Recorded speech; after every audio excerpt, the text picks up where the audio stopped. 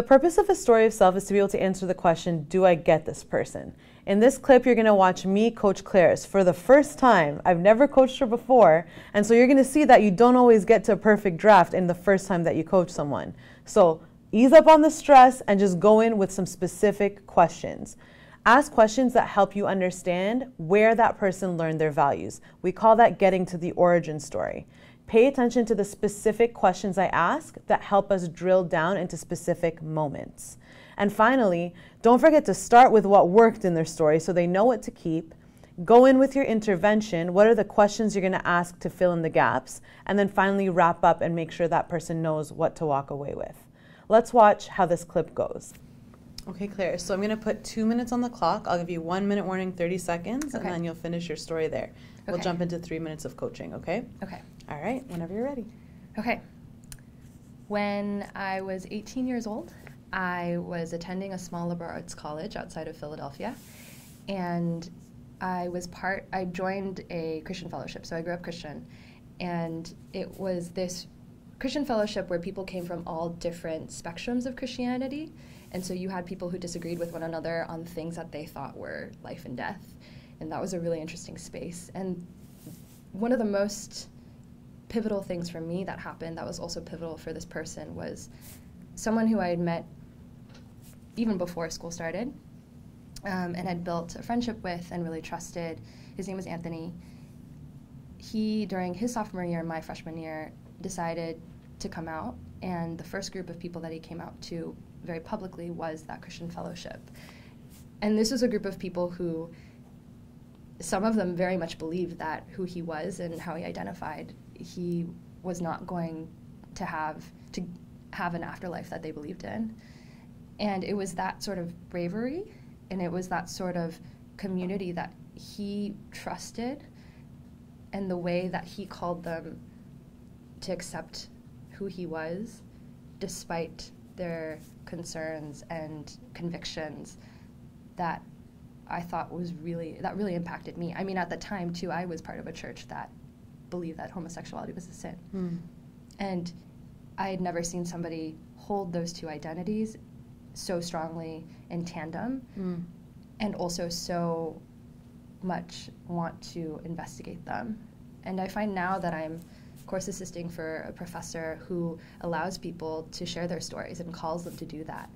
And I get to shepherd them into that moment where they get to be all parts of themselves and represent that. Okay, so I'm going to put 3 minutes on the clock. We're going to do some coaching now. Is that okay? Okay, sure. All right. So first I want to lift up the details that you had. You're 18 years old, right out of the bat, outside of Philly, liberal arts college. Those details really help me to situate where you were. But that's like much later on in life. I really want to get back to your origin, okay? Okay. And understand how you got these values. Yeah. So where did you grow up? I was born in Miami, Florida. And then at the age of 10, I moved to Los Angeles, California. So all the way across the country. Wow. What was that move like? Yeah, that was hard. I loved the community, the school community that I had, my friends that I had in 5th grade when I was moving. And moving to LA there was a sense of culture shock. Why? What felt? I was one of very few East Asian students in my school in Miami, Florida.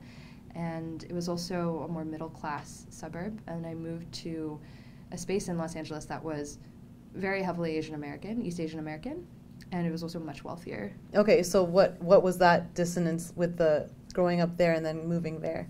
It just came out in weird ways. It was like what? Can you bring me to a moment? It was like the first day of school, I was getting to know somebody, and they said, "Oh, have you met so and so yet?" I said, "No, I haven't." And they said, "Oh, she's really weird. She has holes in her stockings." I was like, "What? Why would you say that about?" So, like, what does it matter? Did anyone ever flip that onto you? Did you ever experience that? Yeah, definitely. Like when? I played soccer at the end of 8th grade, and I wore a shirt one day to practice that was like some shirt that my aunt had gotten me, and it was from Guess, and it had this huge G on it.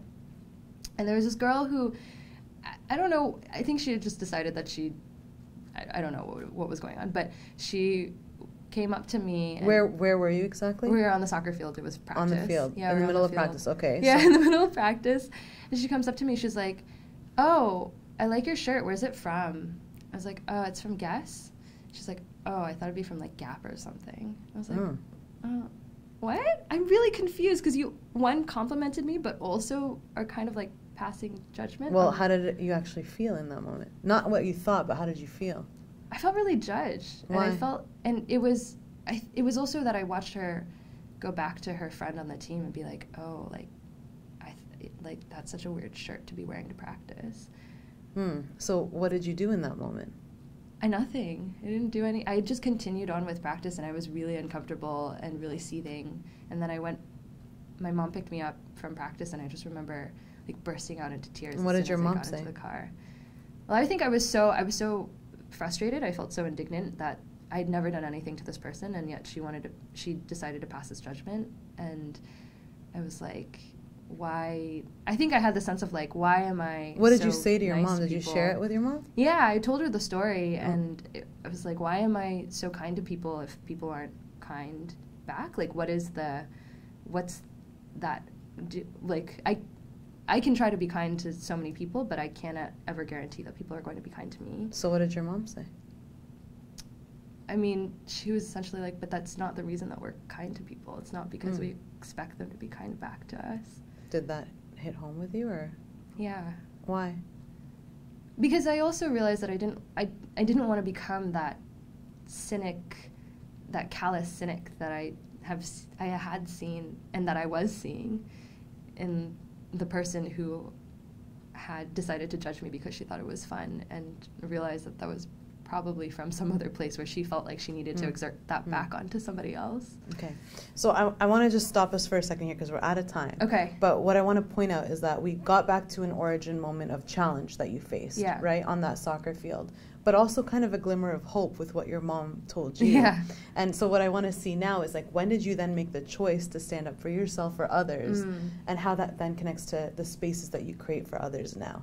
So that's where we'd go next in our coaching. Okay. All right, awesome. Thank you. In this clip, we're going to watch me coach Anita on her story of self. This is now the 5th or 6th time that I've coached Anita, so we're really going to be digging into where her sources of hope come from. What kind of questions do I ask that get her to a moment of hope? Also, what do I do to set up the question? This is what we call guideposting, naming what we're going to coach for before we go in and directly start coaching. So pay attention to how I open it up, what questions I ask to get into hope moments, and finally how I wrap the session up. Okay. So Anita, I know you've been working on your story of self, so we're going to spend some time working on that now. I'm going to put 2 minutes on the clock. When you have 1 minute, I'll go like this. 30 seconds, I'll go like this, and then you'll be done. Cool. Ready to go? Yeah. All right. Okay. So it was 2 weeks before my 20th birthday, and I was in my dorm at NYU, and the phone ring woke me at 3:47 a.m. And I'll never forget, as soon as I picked up, I knew something was wrong. There was something unrecognizable in my dad's voice. And the 3 words he said changed my life forever. "We lost Rajiv," he said. And Rajiv was my 25-year-old perfectly healthy brother who was living in Spain. And he was my hero and my guide and everything that I wanted to be in the world. And because we had moved around a lot growing up, my 2 brothers and my parents were like the 4 walls of my house. So losing him, it felt like one of those walls had blown open. And all I wanted to do was talk about him and like tell people how Rajiv used to wait for me after my violin class and how he used to tell Singaporean taxi drivers I was a little boy. But every time I said the words "my brother," people would pull away and they would get awkward. And each time that felt like another death. And so I stopped telling his stories and I stopped telling my own. And a few months later, his 3 best friends from Spain actually came to visit. And when they were there, they saw him and me, and I remember Pierre put his hand on my shoulder once and said, you know, you can cry now, but you still have to, like, do your work. And it was the first time that someone had seen the pain, but also said, like, you still have to keep going. And when they left, it felt, again, like another death. And so I ended up going to Spain because I wanted to feel connected. And so when I was there, I poured myself into Spanish, and then I came back, and I felt more connected to my brother speaking Spanish, so I started teaching Spanish-speaking immigrants in New York. I was teaching them English. And I found, though I didn't really know what I was doing, every time they would share these stories in class, like Carlos from El Salvador and Gonzalo from Colombia, and they would share stories about their lives, and it just made me feel like this community, like I was making a difference. And I think that's where I grew like this love of education, and that's what led me to teaching, and that's what I do now. So. Okay, right on time. Thank you so much, Anita. All right. Okay, so I'm going to put 3 minutes on the clock for my coaching of you. So, first of all, I just want to say that that was really well done in terms of your story moments. There were some really sharp moments that you shared, particularly in the beginning, and the details of getting that phone call. I think that was really well done and something that you should certainly keep in your story. Thanks. I was really clear on your challenge, which obviously was a very difficult time in your life. But I'm really curious about your hope and how you got through it. But before we go there, are you still teaching now? Mm-hmm. What are you teaching? I'm a teaching fellow for public narrative at Harvard. Oh, okay. What do you love about that? Why are you doing it? Well, so it's about storytelling for leadership. And I think I love teaching people and seeing them like when they can connect to their own stories, which like leads them to the purpose of what they're doing now, watching that like come alive in their face and their eyes. There's nothing like it. Yeah, so I keep hearing about stories and connection from you. Yeah. So I guess I'm curious, at that time, it didn't seem like you had connection when you were going through this difficult time. Where did you find your source of strength at that time? So I think music was always a source of strength for me. Like when specifically did you? Well, I was always listening to music. But I guess I play guitar as well, and I started playing like 3 years before, and I played my brother's guitar actually. So after he passed away, that like helped me feel connected. Was there a specific moment you can bring me to? Yeah, I remember. So I was in my parents' house in Connecticut, and they were asleep. It was probably like 3 weeks after he passed away, and I was sitting in the living room just on the ground and strumming the guitar, and it was late at night, and I remember it was very silent, but like it was such a silence, I wanted to fill it in some way. So what did you do at that moment? So I started playing chords, and I think for the first time I really started like saying out loud the words that I wanted to tell people. What were the words? Like, I wanted to tell people to like ask me how I was doing, not just saying like, I don't know, or she's okay, because it was all a facade. And then also I think words to my brother saying like, you're not forgotten, and like that everything I had, I feel like I got from him. And so how did it feel? It was funny because I wrote it. I had no intention of ever sharing it. I just wrote it for me. And so actually for months, every time I sang it, it was like I felt like I was connecting to my own voice, I guess. Connecting to yourself, telling your story. Yeah. Did you ever choose to share that song with anyone? Yeah, probably like several months later. I think I remember sharing it with my friend Heather in New York. Where were you? In my like tiny ass room in Brooklyn. Okay.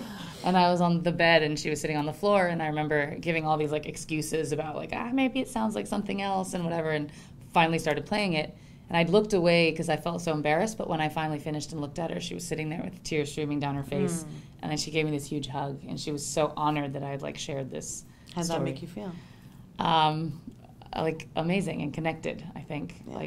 So I just want to point out that I really felt you as the protagonist in your own story with those moments. And I think that's really important, to keep yourself as the main character in your story. So what are you taking away with you in the last 5 seconds? To put those in and to really focus on those moments where I like connected with myself to connect with others. Awesome. Thank you so much.